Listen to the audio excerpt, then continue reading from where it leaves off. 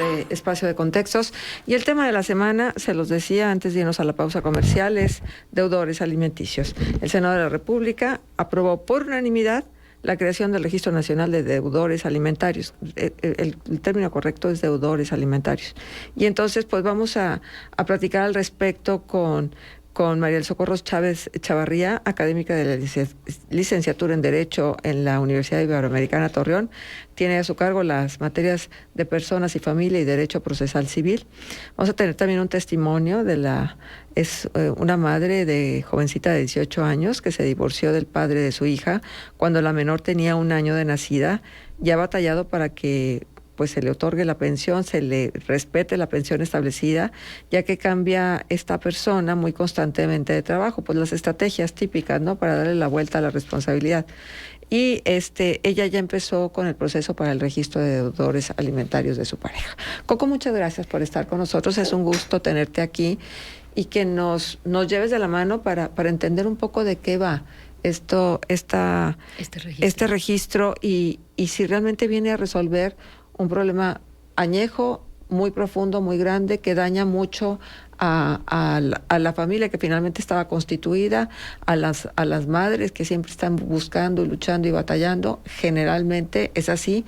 El deudor alimentario es el hombre, aunque ya también se ha invertido el papel, ya nos platicarás. Sí. Así es que danos luz al respecto. Bueno, muchísimas gracias, buenos días, gracias por la invitación, muy contenta de estar aquí en este programa.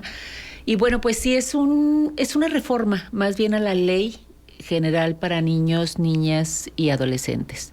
Esta reforma implica incorporar a la ley este registro de deudores alimentarios morosos. Cabe destacar que hay 3 entidades, entre ellas la nuestra, Coahuila, Chiapas y el Distrito Federal, en este caso anteriormente el Distrito Federal, ahora Ciudad de México, tienen ya legislado, incorporaron ya sus normas, que en este caso en Coahuila la Ley para la Familia, que se desligó del Código Civil, ya está incorporado este registro de deudores morosos. Este registro se lleva a cabo a través de procesos judiciales en materia familiar, donde aquellos deudores que han incumplido con las sentencias o los convenios que ya se han presentado en estos juicios, donde se les demandó alimentos, llamémosle padre o madre, porque finalmente ambos tenemos obligación de proporcionar los alimentos a los hijos, o de quienes tengan la custodia también.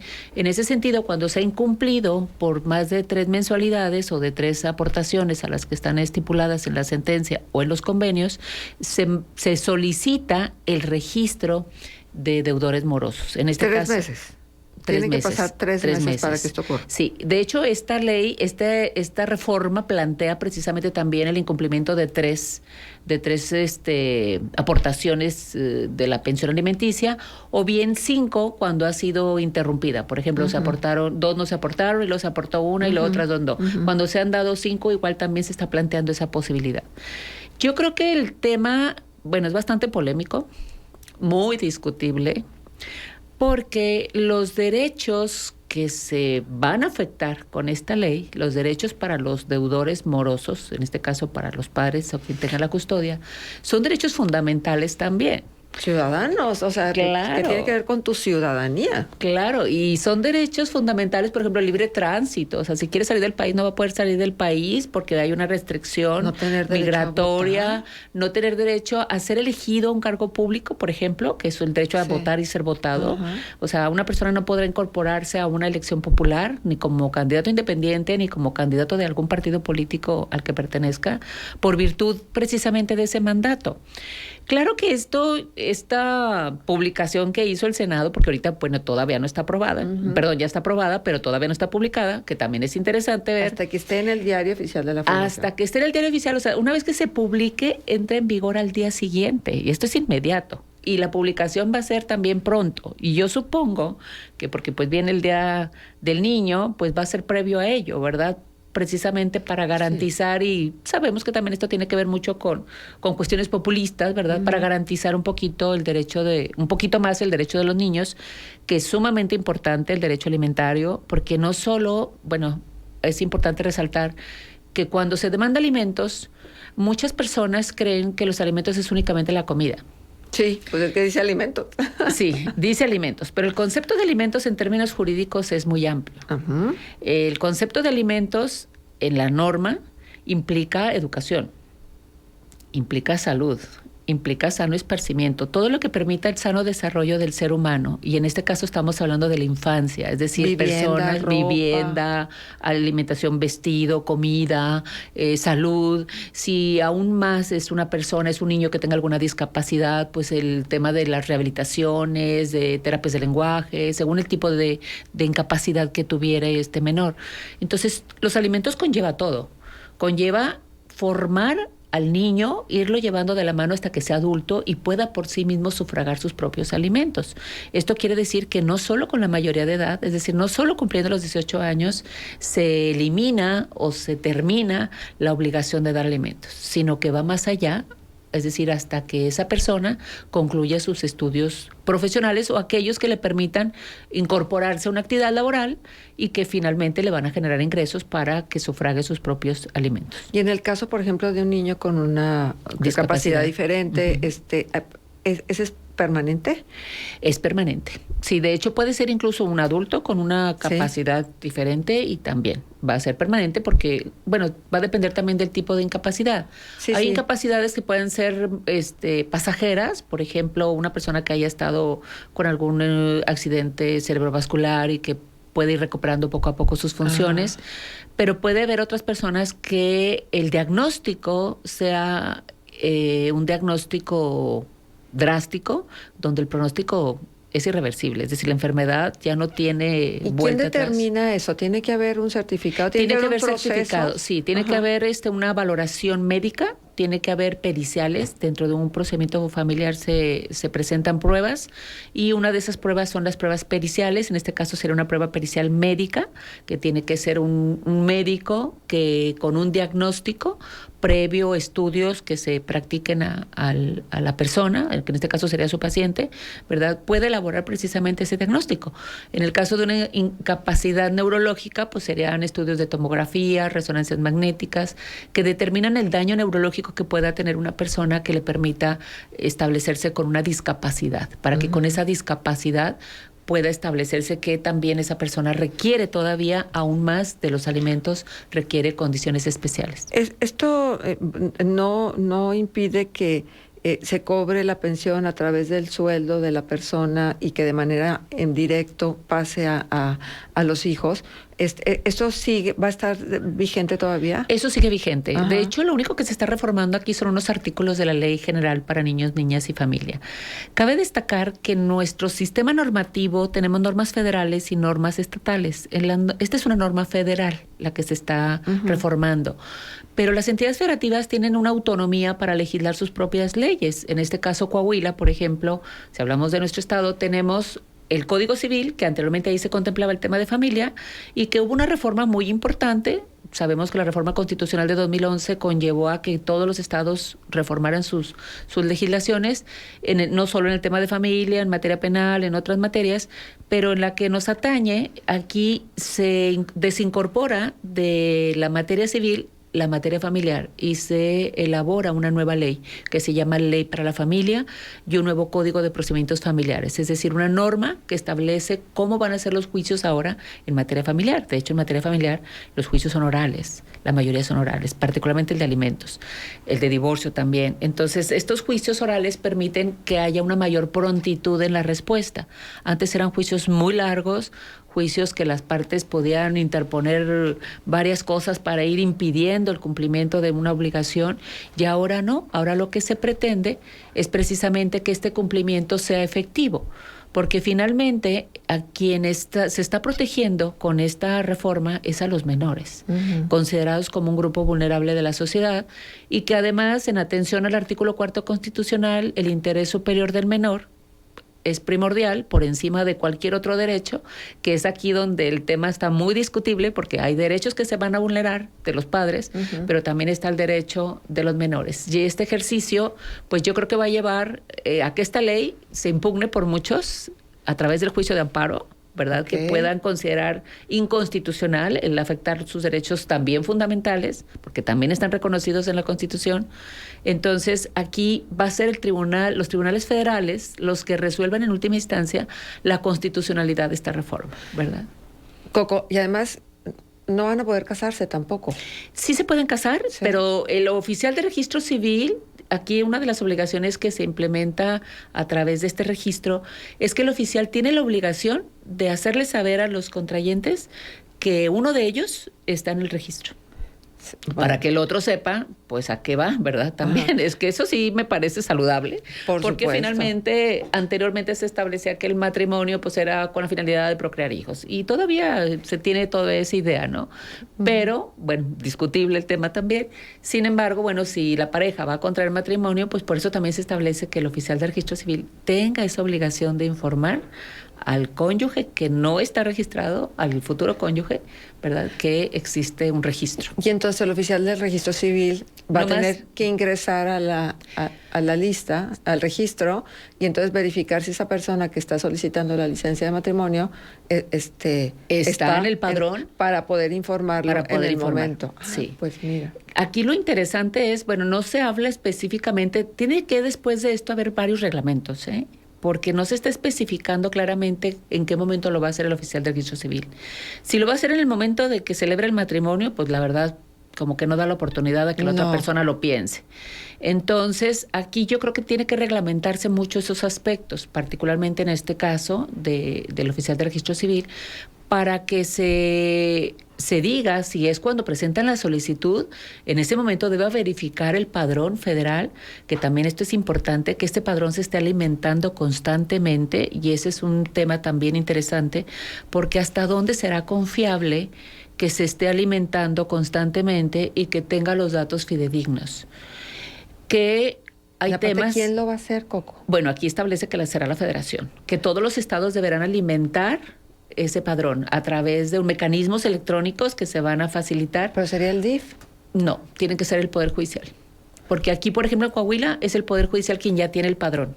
Y lo tiene a través de la página del Poder Judicial del Estado. Fíjate que platicamos con la senadora Josefina Vázquez Mota y nos dijo algo al respecto. Vamos a escuchar la conversación cuando regresemos de la pausa comercial. Claro. Pero seguimos contigo, Coco, porque hay dos cosas que quiero preguntarte. ¿Quién establece el monto de la pensión alimenticia? Los jueces. Los jueces, y de acuerdo a los Hay ingresos. ciertos parámetros. Bueno, hay... Pero nadie dice los ingresos. No, hay un criterio, pero no hay, la norma no lo dice, ¿eh? De hecho, por ejemplo, hace poco en un asunto donde mi cliente es demandado, en un juicio de alimentos o en un juicio de divorcio, la parte que lo plantea va a anexar a su demanda una propuesta de convenio, y en esa propuesta de convenio se establece, si hay menores, la convivencia, la custodia y los alimentos. Entonces ahí propone 5%, 10%, 15%, que generalmente siempre ofrecen 10%, o una cantidad específica. En este caso, esta persona dijo, ofrezco el 15%. En Coahuila es un criterio, pero no es una regla, no es una norma, que los jueces establezcan, cuando no lo piden las partes, un 15% por hijo. Claro, va a depender también de las circunstancias de cada caso. Si hablamos de un niño que además tenga capacidades especiales, pues va a ser un poco más amplio el porcentaje en virtud de sus necesidades. Porque hay un principio constitucional importante en el tema de alimentos, que los alimentos se deben otorgar en base a la necesidad de quien los deba recibir y en base a la posibilidad del que los deba dar. Entonces, si alguien tiene una posibilidad de un sueldo, pero aparte bonos, prestaciones adicionales, aguinaldo y demás, pues el porcentaje va a ser de todo. Va a ser no solo del sueldo, va a ser también de todas esas prestaciones adicionales que engloban prácticamente sus percepciones, y que finalmente el porcentaje va a ser sobre esas cantidades. Bueno, cuando estás en nómina será más fácil. Es claro, pero cuando no, ¿cómo lo estableces? Sí, o cuando también, digo, porque en los juicios, la verdad, los abogados nos vemos con una encrucijada y a pelear, porque finalmente esto no es más que pelear en los juzgados aquellos padres que por por lo que tú quieras, egoísmo, por a veces incluso por un control, porque finalmente también eso es violencia y se llama violencia económica, por tener un control sobre los hijos o sobre la pareja o la expareja, renuncian al trabajo o tienen una fuente de trabajo que es propia y entonces hacen cambios previos, hacen cambio de nombre para que no aparezca en sus registros como que es propietario del negocio. Y esto, pues, por supuesto que viene a afectar a la familia, viene a afectar a los menores. Y aquí, bueno, pues hay mecanismos también, ¿verdad? Porque hay instituciones donde hay registros y esos registros no se borran. Es que te divorcias de la mujer, no te divorcias de los hijos. Claro, pero en los juicios generalmente los hijos son el ancla para el pleito. Ajá. En muchos casos, no quiere decir que en todos, pero en la mayoría de los casos desgraciadamente es el ancla para el pleito. Siguen siendo usados. De hecho, el juicio significa litigio, es litigio, y el litigio es un conflicto. Un conflicto de intereses, un conflicto entre partes. Y si bien es cierto, los hijos no son parte, pero los hijos vienen siendo afectados por las decisiones de esas partes. Bueno, Coco, vamos a ir a la pausa comercial, pero te dejo una pregunta. Cuando regresemos de la pausa comercial, vamos a escuchar a Josefina Vázquez Mota y luego esta pregunta que te dejo para que le des respuesta después de esta conversación breve que tuvimos con la senadora. Y yo lo que te quiero preguntar, ¿las mujeres también pueden ser deudoras alimentarias? ¿Y cuáles son los casos de las mujeres? Bueno, así están las cosas. Son las 9:25, vamos a hacer una pausa comercial, regresamos.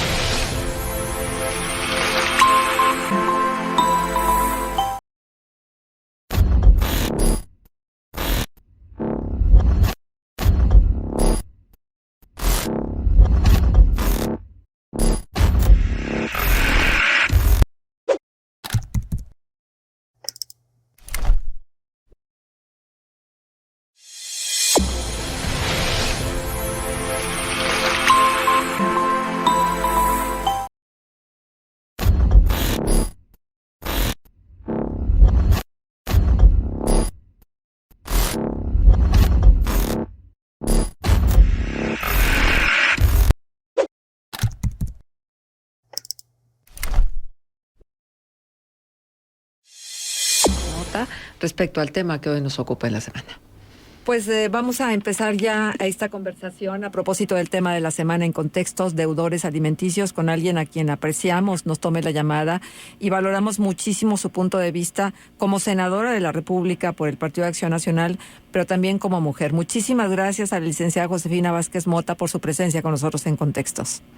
Marcela, muchas gracias. Para mí es una gran oportunidad compartir este espacio, saludar a quienes nos están acompañando y bueno, como bien señalas, pues esta semana justamente se aprobó finalmente pues este registro nacional de obligaciones alimentarias que nunca antes hemos tenido en nuestro país frente a una realidad que es terrible porque el pago de la no pensión de los padres en este país afecta a cerca de 45 millones de niñas, niños y adolescentes, y es importante saber que de cada 10 divorcios, 7 padres al menos, pues no está cumpliendo con la pensión alimenticia, y evidentemente esta es una violencia económica, en primer lugar, frente a la madre o contra la madre de familia, psicológica, ¿verdad?, la angustia que genera, pero para las niñas y los niños es un atropello a todos sus derechos.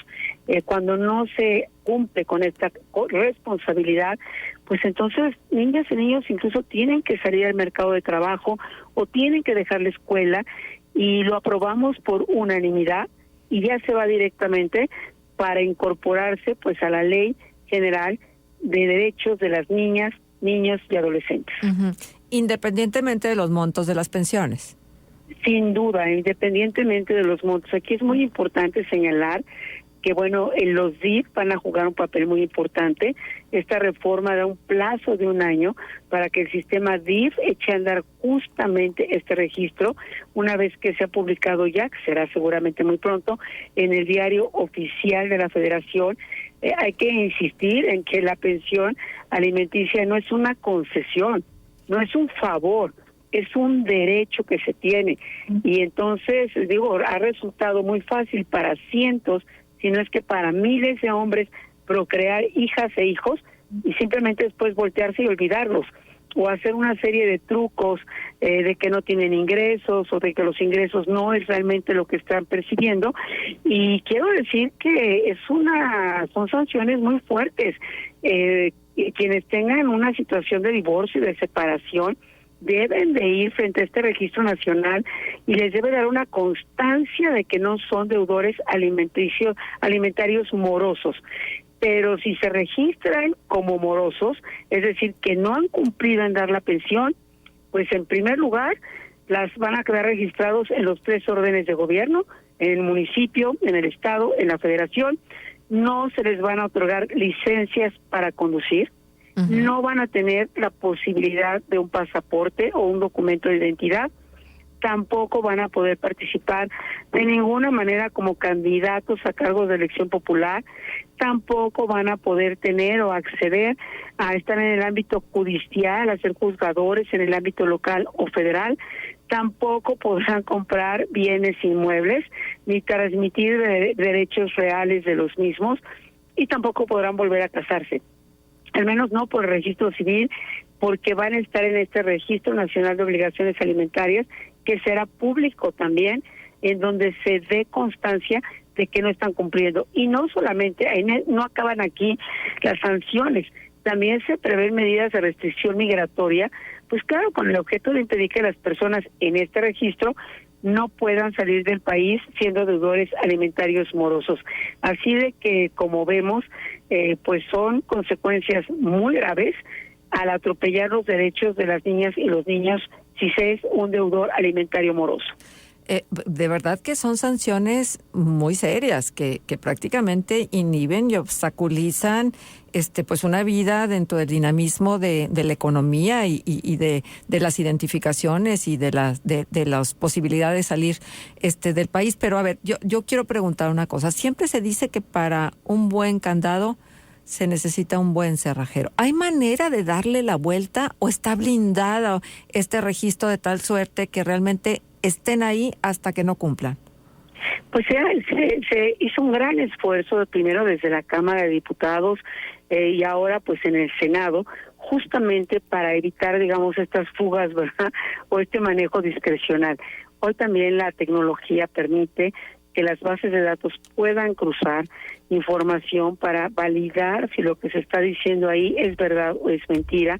El papel de las juezas y los jueces pues resulta fundamental, porque una vez que se consigna de parte de una jueza o de una jueza que no se está cumpliendo, inmediatamente se van a Registro Nacional de Obligaciones Alimentarias, y solamente para darnos idea de la magnitud de lo que estamos hablando, en el año 2021, Marcela, solo en el 2021 se registraron casi 24,000 carpetas de investigación por el impago de pensión alimenticia, y evidentemente esta cifra va a subir, pues digamos, significativamente frente a esta cambio en la ley y este registro que nunca antes habíamos tenido. Así de que si alguien dice, no, pues fíjate que yo no estoy trabajando, y entonces pues se puede validar por orden del juez, se puede cruzar información, se puede solicitar en el empleo o donde sea conveniente, ¿no? Para validar si está mintiendo o no lo está haciendo,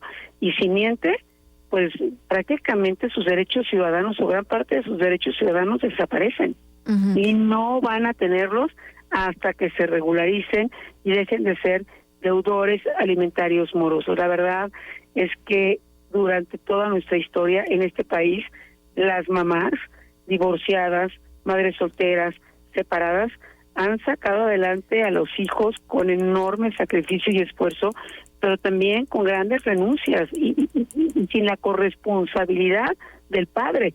Esta es la primera vez en donde claramente va a haber sanciones si no se cumple. Y bueno, como toda ley es perfectible, así que tenemos que revisar muy de cerca qué está sucediendo cuando ya se implemente esta ley, pues para que si hubiese cualquier espacio de fuga o de posibilidad de discrecionalidad, inmediatamente poder atajarlo. Ajá. ¿Cómo van a registrarse estos deudores? ¿A quién le va a tocar registrarlos? El sistema DIF va a jugar el papel central, y por ejemplo, pues de entrada todas estas carpetas de investigación que en el 2021 fueron casi 24,000, en el 2020 casi 18,000, y que ya están ahí, van a empezar a alimentar el sistema DIF. Digamos, ya pues, información validada por los jueces, con órdenes, con mandato del Poder Judicial, hay miles. Yo podría decir casi cientos de miles, y este va a ser el principio para alimentar este registro. Este registro pues se va a cruzar con todos los demás sistemas de información que he compartido, los pasaportes, las licencias, los servicios de registro civil, en fin, todo este entramado, ¿verdad? Y entonces, y se van a ir subiendo cada vez que un juez o una jueza determine que si es un deudor alimentario moroso, inmediatamente se tiene que ir al registro. Y todos aquellos que quieran acceder a estos papeles o a estos trámites, pues tienen que ir con el registro y demostrar que no están ahí. Digamos, es como este registro de la banca, ¿no? Que va registrando a quienes no pagan puntualmente, y cuando quieren usar una tarjeta de crédito, pedir un crédito hipotecario, pues inmediatamente les es negado, porque ya está ahí, ya está cruzada la información. La verdad es que tenemos mucho entusiasmo. Tenemos, por supuesto, pendiente dialogar ampliamente con el sistema judicial, que juega un papel central, pero digamos que el entramado ya está listo, ya están listas las carpetas que siempre habían estado ahí guardándose a ver para cuándo les hicieran caso, y el sistema DIF, que llega a todos los rincones del país, va a ser, por decirlo de alguna manera, el eje central para lograr este registro pues que es tan importante. Uh-huh. Bueno, esto sí es muy alentador, pero a ver, hay un aspecto que me gustaría tocar, y es esta situación que luego también se presenta junto con esta realidad de los deudores alimentarios, pero lo que tiene que ver con la manipulación de los hijos para que el papá pague las pensiones. Y esto está enmarcado en lo que es la violencia vicaria, ¿no? Claro. Donde la mamá le dice a los niños, no vas porque tu papá no te da pensión, o no vas a hacer esto o aquello porque tu papá no da el dinero para que tú hagas esto. Eso también es una parte, es una arista de este tema, ¿no? Sin duda, la verdad es que aquí se conjuntan muchas realidades dolorosas y trágicas.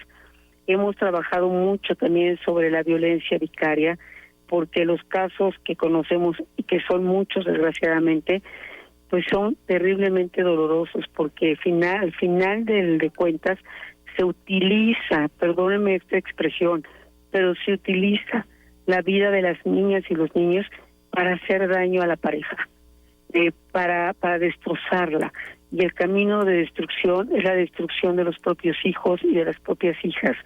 Es de las violencias más, digamos, probables y que generan un daño del que tal vez no pueda salir nunca a esa niña y a ese niño, porque es una edad que merece estar en un entorno de amor y de no violencia, y lo que está viviendo es en el odio y en la violencia permanente. Y yo he visto muchísimos casos y agradezco la confianza particularmente en muchas mujeres.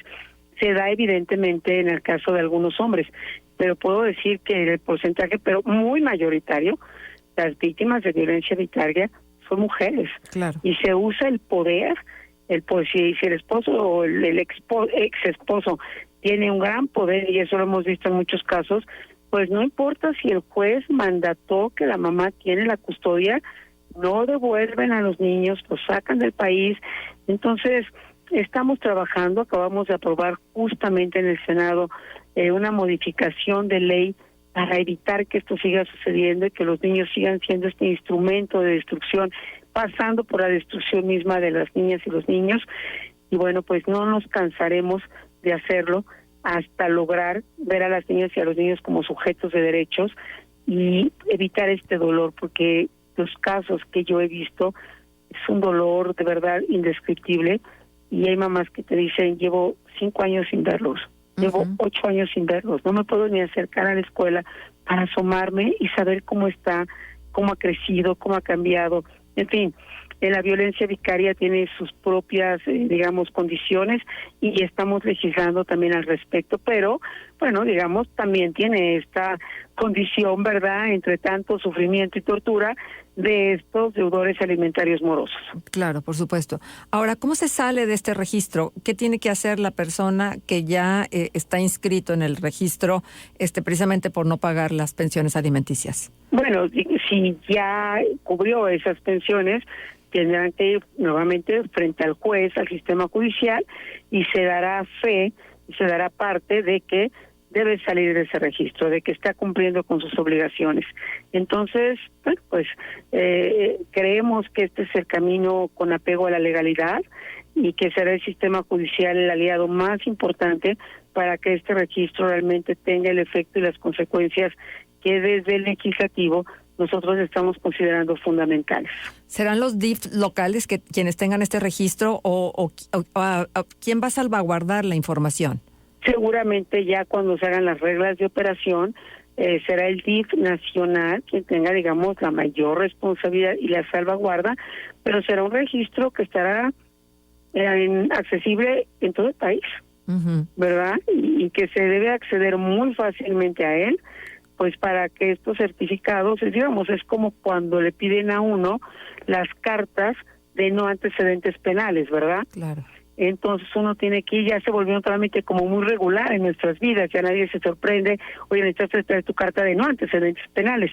Bueno, y la gente que tiene esos antecedentes, pues sabe de antemano que no la va a obtener y que entonces sus consecuencias son otras. Algo así, digamos, muy parecido es a lo que va a pasar con este registro. Muy bien.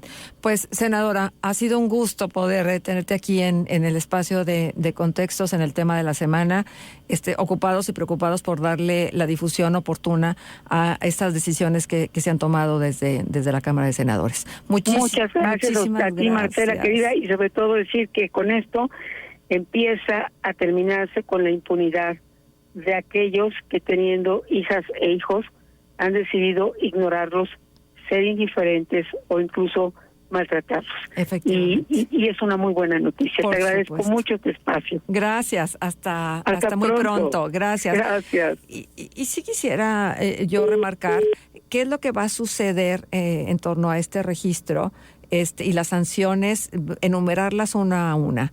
No podrán salir del país, se les negará la licencia de conducir, no podrán obtener el pasaporte de la Secretaría de Relaciones Exteriores, no podrán tramitar un documento de identidad como la credencial de elector del INE, no podrán participar como candidatos a cargos concejiles y de elección popular, no podrán participar en procesos de selección para asumir el cargo de juez o magistrado en el ámbito local y federal, no podrán realizar trámites con notario público relativos a la compraventa de inmuebles y la constitución o transmisión de derechos reales, y no podrán volver a casarse legalmente debido a que los jueces civiles tendrán que verificar su estatus en el Registro Nacional de Obligaciones Alimentarias.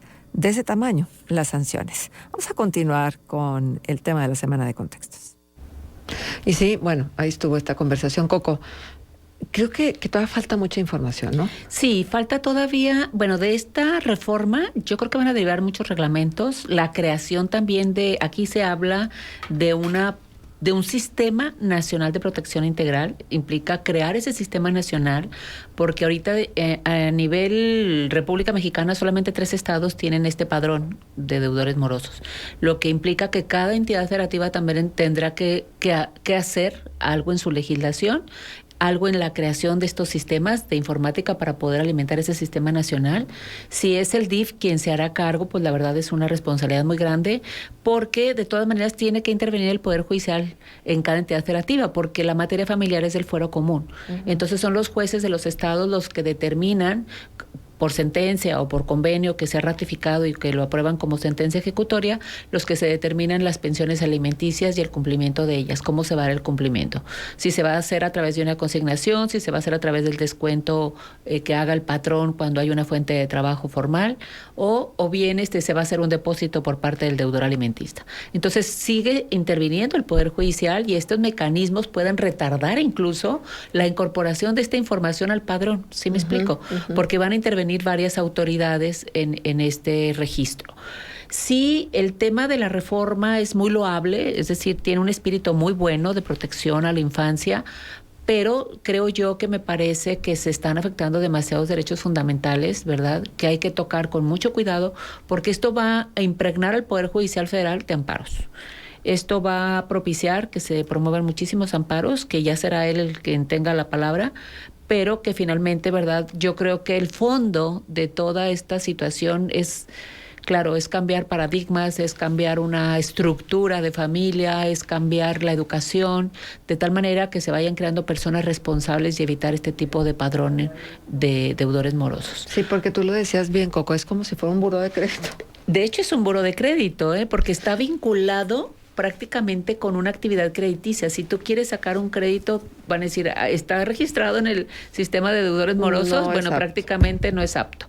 Sí, si aquí no va a ser apto para sacar una licencia de conducir o para sacar una credencial de elector para votar, pues definitivamente que tampoco va a ser apto, incluso para realizar actos de compraventa.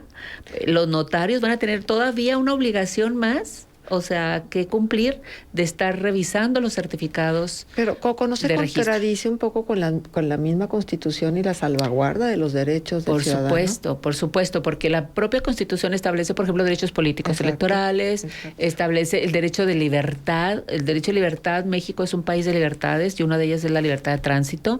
El hecho de que haya una restricción migratoria, por ejemplo, para la emisión de un pasaporte, pues eso es prácticamente una limitación a esa libertad. Claro. El artículo 14 y 16 constitucional nos habla de derechos fundamentales donde se protegen precisamente la posesión, la propiedad, y estos derechos pueden ser afectados, dice la Constitución, únicamente, ¿verdad?, por una orden judicial, un mandato de autoridad competente firmada, fundada y motivada. Esto implica que haya resoluciones que realmente estén fundadas y motivadas, que justifiquen la limitación a ciertos derechos. Muy bien, vamos a continuar con el programa. Ahora tenemos que hacer pausa comercial. Está en el estudio María del Socorro Chávez Chavarría, académica de la licenciatura en Derecho en la Universidad Iberoamericana. Tiene a su cargo las materias de Personas y Familia y Derecho Procesal Civil. Vamos a la pausa. Contextos. El programa líder.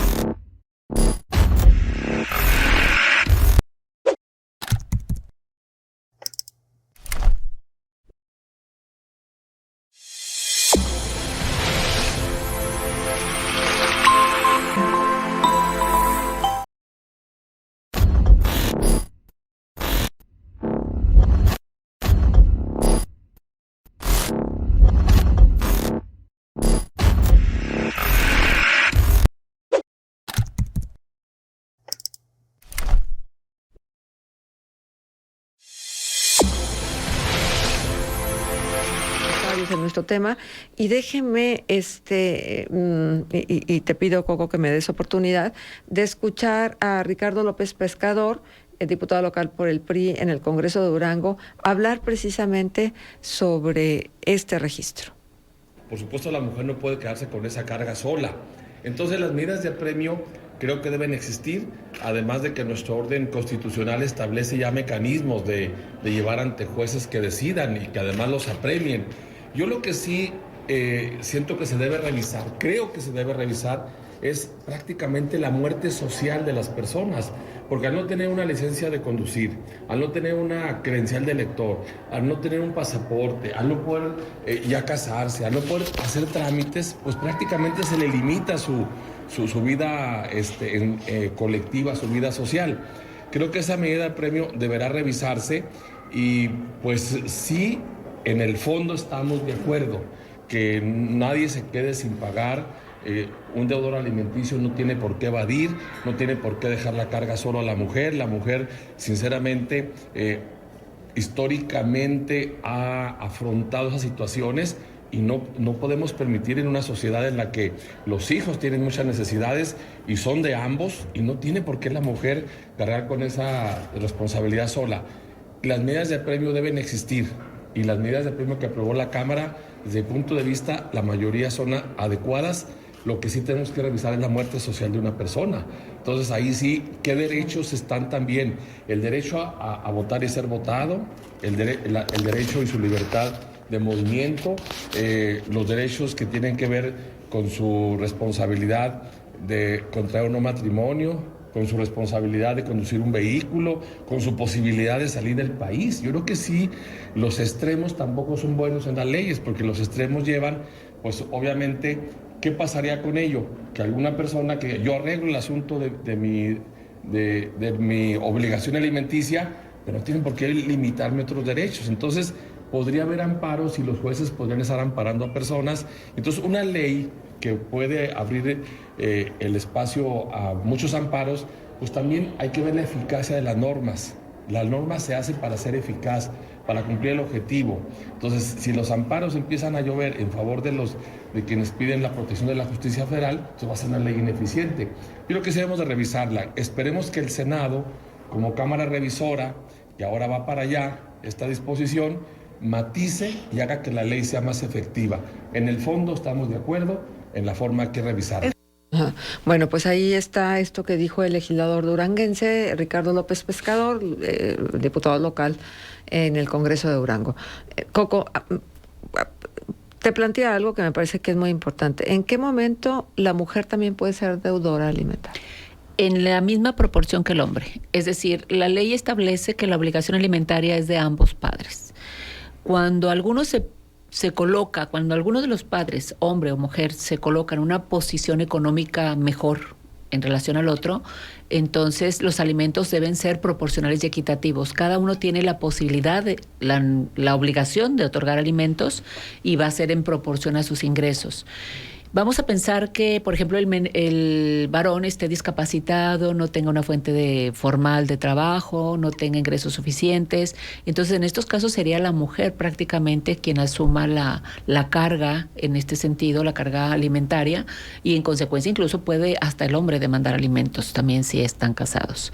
Entonces, O si inician un juicio de divorcio, el hombre también puede... El hombre puede solicitar alimentos también para él, como lo puede solicitar la mujer. Es decir, hay un principio fundamental, es un derecho humano que todos somos iguales ante la ley. Y aquí no hay una distinción y el artículo 4 constitucional lo establece también perfectamente cuando habla del tema de familia. El hombre y la mujer tendrán las mismas prerrogativas, los mismos derechos, pero también las mismas obligaciones. Entonces, en ese sentido, ambos tienen derecho a custodia, convivencia, pero también una obligación alimentaria. Entonces, te diría que en la misma proporción, aquí va a depender mucho de las condiciones laborales de uno y de otro. Claro que, como lo mencionaba la senadora Josefina Vázquez Mota, la historia de nuestro país ha generado que sea la mujer precisamente la que se ha encargado de la crianza de los hijos, la que se ha encargado incluso de administrar los recursos económicos que generalmente provenían del varón, y que todo esto ha generado que precisamente sea la mujer la más vulnerable, ¿verdad?, para que en los juicios en materia familiar, cuando se promueva el divorcio, pues se plantee también la posibilidad de que los alimentos sea la mujer por quien tenga la custodia y que se planteen los alimentos para los hijos. ¿Y por qué llegamos a todo esto? Por casos como el que vamos a escuchar a continuación. Soy mamá de una jovencita de 18 años. Me divorcié del papá de mi hija al año de nacida porque sufrí violencia intrafamiliar. Cuando nos divorciamos, el juez le otorgó a mi hija el 20% de su sueldo. Y aunque al principio sí cumplía con darle la pensión, fue como el año cuando él comenzó a cambiar de trabajo, aquí dentro del mismo estado. Al ver pues que yo enteraba al juez del incumplimiento y proporcionaba los nuevos datos de la empresa para la que él laborara y a su vez pues le descontaran, pues él seguía cambiando de trabajo, pero pues esta vez ya lo hacía a otros estados que estuvieran pues lejos de mi alcance. Y pues sí, eran trámites pues más costosos y más tardados, pero aún así pues yo lo seguía haciendo para que pues mi hija pudiera continuar con la pensión de alimentos, ya que ella tiene un padecimiento desde que nació de dermatitis atópica y pues sí es costoso los tratamientos que hasta la fecha pues ella lleva. Yo así cambiando de trabajo a diferentes estados, fue en el año del 2017 cuando ya no me fue posible solventar los gastos que el licenciado me pedía para poder hacer exhortos y poder notificar al juzgado del nuevo empleo del papá de mi hija. Ya no pude yo seguir con los trámites y el año pasado pues me enteré que existía un registro de deudores alimentarios y fue lo último que hice. Promoví ante el juzgado pues la inscripción para que él estuviera como deudor alimentario, ya que él tiene pues 6 años incumpliendo con la pensión alimenticia y también pues tiene 11 años sin ver a mi hija. Bueno. Algo muy importante también, Marcela, que hay que resaltar aquí, que la norma, por ejemplo, en el Estado, la Ley para la Familia en Coahuila, establece también mecanismos que garanticen los alimentos, y aquí también esta reforma habla de ello. ¿Qué implica esos mecanismos de garantía? Que si el deudor, por ejemplo, dejó de pagar o cambió de trabajo, como lo menciona aquí la señora, bueno, si hay algún inmueble o algo que tenga su nombre que pueda garantizar y que se inscriba la demanda, desde el inicio solicitar que se inscriba la demanda en el registro público donde está inscrito el inmueble. ¿Por qué? Porque finalmente esa inscripción va a ser como una hipoteca, es una carga que va a pesar sobre el bien, que no va a poder venderse porque está privilegiándose que en caso de venta se pague primero los alimentos. En el caso particular de la jovencita que ya 18 años, incluso ella misma puede demandar alimentos siendo ya mayor de edad. Puede continuar con el juicio o abrir un juicio nuevo donde haga referencia al juicio anterior donde su madre demandó alimentos y pedir los alimentos retroactivos, que esto es algo también interesante. Sí, ya se puede pedir los alimentos incluso desde el reconocimiento de paternidad, por ejemplo, una madre soltera que el padre no quiso reconocer al hijo, y si el hijo ahorita tiene 20 años, ya lo puede hacer por sí mismo, pedir el reconocimiento judicial y los alimentos retroactivos a partir de su nacimiento. Wow. Entonces esto, pues lógico que ha traído una serie de derechos interesantes, importantes en el tema familiar, y con esta reforma, yo creo que el espíritu de la reforma es muy bueno.